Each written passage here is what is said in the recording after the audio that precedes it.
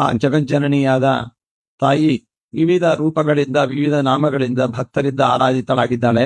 ಬಾಗಲಕೋಟೆಯ ಜಿಲ್ಲೆ ಬೀಳಗಿ ತಾಲೂಕಿನ ಕುಂದರಗಿ ಪವಿತ್ರ ಕ್ಷೇತ್ರದಲ್ಲಿ ಯುಗ ಯುಗಗಳ ಇತಿಹಾಸವನ್ನು ಹೊಂದಿರತಕ್ಕಂತಹ ಕ್ಷೇತ್ರ. ರಾಮನ ದಂಡಕಾರಣ್ಯ ಯಾತ್ರೆಯಲ್ಲಿ ಪಾದಸ್ಪರ್ಶವನ್ನು ಪಡೆದಂತಹ ಪವಿತ್ರ ಒಂದು ತಾಣ.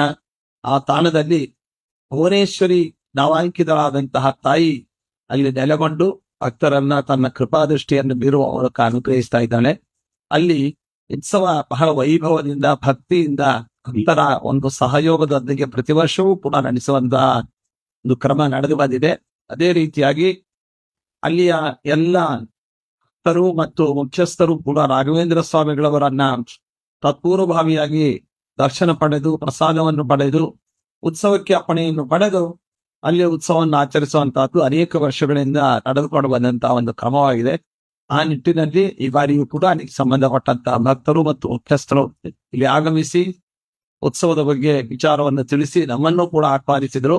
ಆದ್ರೆ ನಮ್ಮ ಪೂರ್ವ ಯೋಜಿತ ಕಾರ್ಯಕ್ರಮಗಳಿದ್ದರಿಂದ ಆ ಸಂದರ್ಭಕ್ಕೆ ಬರ್ಲಿಕ್ಕೆ ಆಗೋದಿಲ್ಲ. ಮತ್ತೆ ತಾಯಿಯ ದರ್ಶನಕ್ಕೆ ಸದ್ಯದಲ್ಲೇ ನಾವು ಆ ಪ್ರಾಂತಕ್ಕೆ ಬರ್ತೇವೆ. ತಾಯಿಗೆ ಸೀರೆ ವಸ್ತ್ರ ಇತ್ಯಾದಿಗಳಿಂದ ರಾಘವೇಂದ್ರ ಸ್ವಾಮಿಗಳವರ ಕೊಡುಗೆಯಾಗಿ ಪ್ರಸಾದವನ್ನ ಇಲ್ಲಿ ಪಟ್ಕರಿಸಿದೆ. ಅದನ್ನ ತಾಯಿಗೆ ಸಮರ್ಪಣೆ ಮಾಡಿ ಎಲ್ಲ ಭಕ್ತರಿಗೂ ಈ ವಿಷಯವನ್ನ ತಿಳಿಸಬೇಕು ಅಂತ ಈ ಮೂಲಕ ನಾವು ತಿಳಿಸ್ತಾ ಇದ್ದೇವೆ. ಶುಭಮಸ್ತು.